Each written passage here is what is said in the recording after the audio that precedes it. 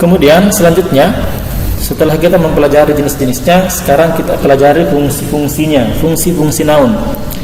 Ada 8 fungsi noun di sini yang telah kami siapkan. Yang pertama, noun berfungsi sebagai subjek dari kata kerja. Dia berfungsi menjadi subjek. Tadi saya katakan bahwa dalam kalimat terdapat beberapa kata yang kita rangkai untuk membentuk sebuah kalimat. Mary tells Ali her secret. Ini adalah kalimat di mana tells adalah verbnya, Ali adalah objeknya, her secret juga adalah objek, Mary adalah subjek dari kata kerja. Mary ini adalah kata benda yang berfungsi atau berposisi sebagai subjek. Maka dikatakanlah bahwa ternyata noun fungsi yang pertama untuk kata benda ialah dapat menjadi subjek dari kata kerja. Kemudian yang kedua, fungsi yang kedua ialah sebagai objek dari kata kerja. Setelah menjadi subjek, ternyata ia pun bisa menjadi objek ataukah sebagai penderita. Selain sebagai pelaku, ia pun ternyata bisa sebagai penderita. Contohnya, my uncle gives Ira. Ira ini adalah noun, gives adalah verb. Ira merupakan penderita dari kata kerja, dan penderitanya ini adalah kata benda, noun. Maka dikatakanlah bahwa noun bisa berfungsi sebagai objek dari kata kerja. Itu fungsi yang kedua. Kemudian fungsi yang ketiga, sebagai pelengkap subjek. Kalau tadi bisa menjadi subjek, bisa menjadi objek, sekarang ia pun ternyata bisa menjadi pelengkap subjek. Contohnya, she is Iwanita. Iwanita ini bukan objek, bukan penderita dari kata kerja, melainkan dia adalah pelengkap subjek. She, kalau muncul she, muncul pertanyaan, she siapa yang dimaksud? Maka muncul Iwanita melengkapi bahwa yang dimaksud oleh she adalah Iwanita. Jadi identitas antara she dengan Iwanita ataukah identitas antara subjek dengan pelengkapnya itu sama. Dalam artian she sama dengan Iwanita, Iwanita sama dengan she. Jadi tidak ada yang dikorbankan. Tidak ada yang menjadi korban. Beda dengan my uncle gives Ira. My uncle dengan Ira itu sangat berbeda. My uncle adalah subjek, Ira adalah objek, bukan pelengkap subjek. Tidak sama identitasnya. Jadi untuk menganalisa apakah Ira ini pelengkap subjek atau bukan, kita sisa menganalisa apakah my uncle sama dengan Ira. Ternyata tidak, maka my uncle merupakan pelaku, sementara Ira merupakan penderita. Kalau she pelaku, Iwanita bukan penderita, tapi dia adalah pelengkap subjek karena antara she dengan Iwanita itu sama. She adalah Iwanita, Iwanita juga adalah she. Maka dikatakanlah Iwanita sebagai pelengkap she ataukah pelengkap subjek. Itu fungsi yang ketiga. Kemudian fungsi yang keempat, sebagai pelengkap objek. Contohnya, the people declare Soekarno presiden. The people adalah subjek, kemudian declare adalah kata kerjanya, Soekarno adalah objek, dan presiden adalah pelengkap objek. Sebagaimana halnya tadi pelengkap subjek, kita menganalisanya dengan mengetahui apakah she sama dengan Iwanita, Iwanita pun sama dengan she. Demikian juga dengan pelengkap objek, Soekarno sama dengan presiden, presiden sama dengan Soekarno. Maka presiden ini adalah pelengkap dari Soekarno. The people declare Soekarno. Ketika berhenti di Soekarno, maka orang bingung mendeklarasikan sebagai apa. Maka muncul presiden menjawab bahwa Soekarno dideklarasikan sebagai presiden. Orang-orang mendeklarasikan Soekarno sebagai presiden. Seakan-akan ada kata as di sini. Soekarno as presiden. Jadi presiden dengan Soekarno sama, Soekarno dengan presiden sama.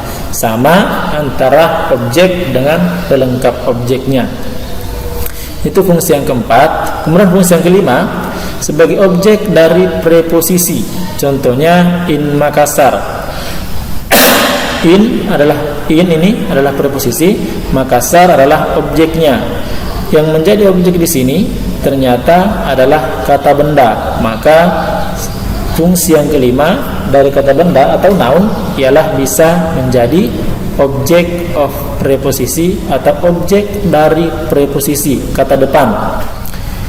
Fungsi yang keenam, fungsi selanjutnya sebagai adverb ataukah sebagai kata keterangan. Dia disebut sebagai vokatif ataukah noun indirect address, mengalamatkan langsung. Di sini contohnya John. John ini bukan subjek. Tadi saya mengatakan bahwa kita menentukan kelas kata berdasarkan fungsi ataukah posisinya. John secara kamus dia adalah noun ya. Secara kamus dia adalah noun, tapi secara fungsi karena dia berfungsi di sini sebagai direct address, mengalamatkan langsung, maka dikatakan ini sebagai adverb, kata keterangan. John, please sit down. Jadi si pembicara dengan John ini berhadapan langsung, maka dikatakanlah sebagai noun indirect address. Meskipun secara kamus John ini adalah benda, noun, tapi karena berfungsi sesuai fungsi adverb, dalam hal ini memberikan kata keterangan, maka dikatakanlah dia sebagai adverb. Jadi John secara kamus dia noun, tapi secara fungsi dia adverb. Kemudian yang ketujuh, fungsi yang selanjutnya sebagai head ataukah dijelaskan dalam noun phrase. Jadi dalam frase ada head, ada modifier. Head dijelaskan, modifier menjelaskan. Itu kita bahas secara rinci, secara jelas di pembahasan tentang frase. Contohnya my village. Village ini adalah noun, kemudian my adalah pronoun. My berfungsi sebagai modifier ataukah menjelaskan, village berfungsi sebagai head atau inti kata ataukah kata yang dijelaskan. Dan kata yang dijelaskan ini ataukah headnya adalah berupa noun. Maka dikatakanlah noun bisa berposisi sebagai head dalam noun phrase. Kemudian handsome boy. Boy adalah noun, handsome adalah adjektif. Handsome bertugas menjelaskan boy, kemudian boy dijelaskan oleh handsome. Jadi boy dijelaskan, handsome menjelaskan. Boy adalah head, handsome adalah modifier. Maka boy dalam hal ini noun, ia berfungsi sebagai head. Katakanlah noun bisa menempati berfungsi sebagai head dalam noun phrase. Kemudian fungsi yang terakhir sebagai modifier pada noun phrase. Tadi noun dia menjadi head atau yang dijelaskan, sekarang dia menjadi modifier atau yang menjelaskan pada noun phrase. Di sini ada dua, modifier sebelum head dikatakan sebagai noun adjunct, modifier setelah head dikatakan sebagai oppositif. Contohnya modifier sebelum head, grocery store. Kemudian police office, kantor polisi. Jadi grocery ini adalah noun, secara kamus dia adalah noun, tapi secara fungsi dia adalah adjektif, berfungsi menjelaskan noun. Jadi ingat, secara kamus dia adalah noun, tapi secara fungsi dia adalah adjektif, menjelaskan, bertugas untuk menjelaskan noun yang lain.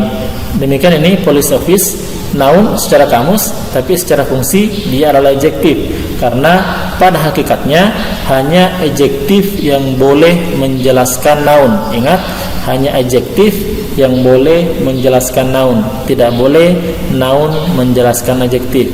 Di antara ketujuh fungsi ini sebelumnya tidak ada fungsi yang menjelaskan bahwa dia berfungsi untuk menjelaskan adjektif, karena memang tidak bisa. Maka karena dia di sini dalam frase ini dia menjelaskan noun, maka police ini kita kategorikan sebagai adjektif. Kemudian contoh yang kedua, fungsi yang kedua, modifier setelah head. Kalau tadi sebelum head, jadi ini headnya, ini grocery. Dari grocery datang ataukah jatuh sebelum store, maka dikatakanlah ia modifier sebelum head.